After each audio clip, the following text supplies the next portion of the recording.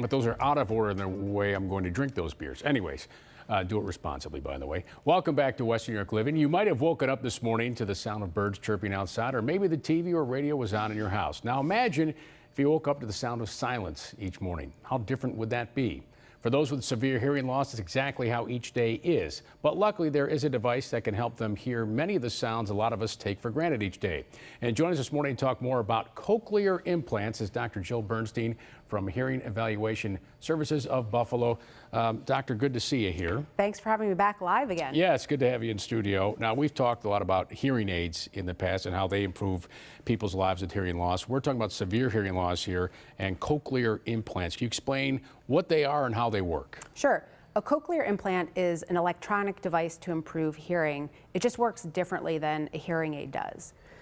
In simple terms, the way that we hear is sound goes into our ear and it hits these sensory cells, and then these sensory cells trigger the nerve cell to send the sound to the brain. When you have traditional hearing loss, the sensory cells are starting to get damaged, so they're maybe less sensitive.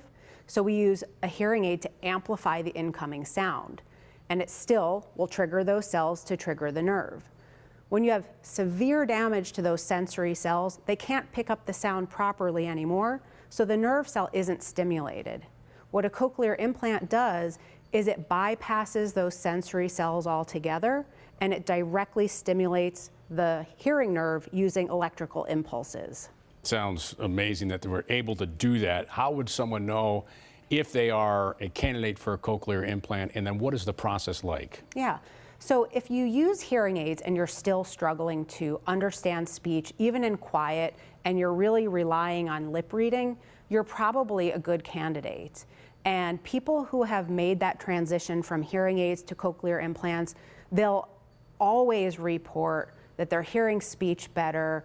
They're no longer relying on those visual cues of lip reading. They're hearing better in noise. And even a lot of people who have severe to profound hearing loss have tinnitus, that ringing in the ear, and a cochlear implant can even help with that as well. And is it outpatient surgery to have it done? I mean, we're seeing the images here of it on there. It looks like the device is, behind the ear implanted.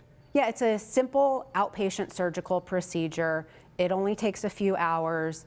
And usually there's a little bit of a healing process before the device is actually activated.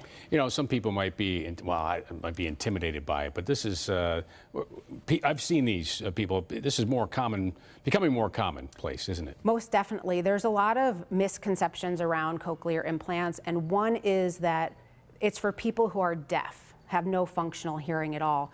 And that was maybe true 30 years ago, but as the technology has improved, the candidacy criteria has expanded.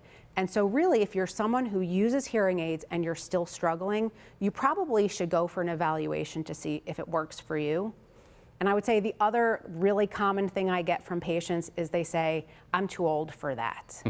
And cochlear implants have been successfully used in patients in their 90s and their 100s, and the ability to hear comfortably and well is not related to your age. Everyone should have good quality of life when it comes to their hearing. I was going to say, improves quality of life. You have a virtual seminar coming up in July. How do folks take part in that?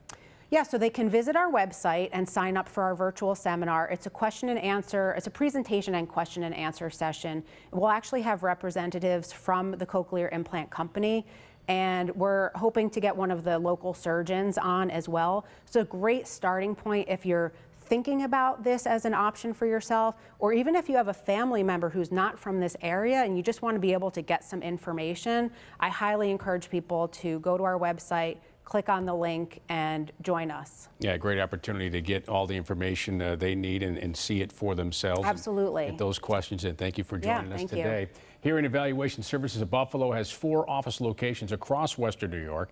To find out more about all of the hearing services they provide, head over to their website at hesofbuffalo.org, or you can call the number you see on your screen. Remember, everyone is invited to take part in their cochlear implant virtual seminar. It takes place on July 13th at 6:30 p.m., right after supper. All right, now don't go anywhere, because coming up next, we'll have all the details on the 47th Annual Juneteenth Festival of Buffalo coming up in just a few weeks at Martin Luther King Jr. Park. Western New York Living will continue. Stay with us. This segment of Western New York Living was sponsored by the following: